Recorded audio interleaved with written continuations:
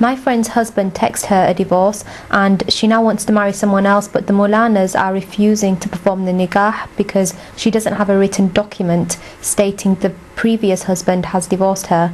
What is the ruling on this?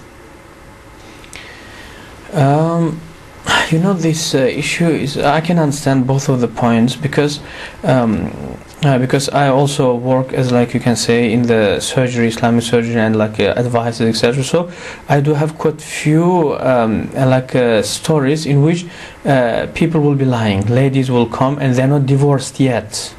Okay, so that could be the reason for the Maulanas not to perform nikah.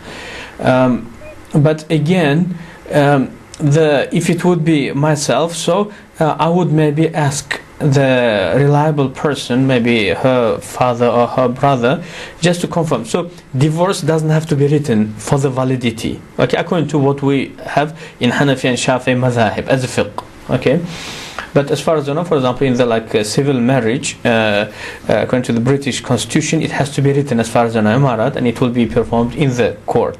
So that is slightly different to the a fiqhi divorce. So fiqhi divorce, just by pronouncing, that will be valid, and we accept the testimony of lady by herself saying, I have been divorced. So unless if we know that she has been lying, so we have some proof that previously she had something similar and she was lying, only then we ask for proof. Or otherwise, if she is saying that she has been divorced, so we just take her word.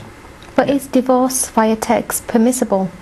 Yeah, so that's why I'm distinguishing, between the fiqhi divorce and the civil divorce. So fiqhi divorce, it will be valid, yes.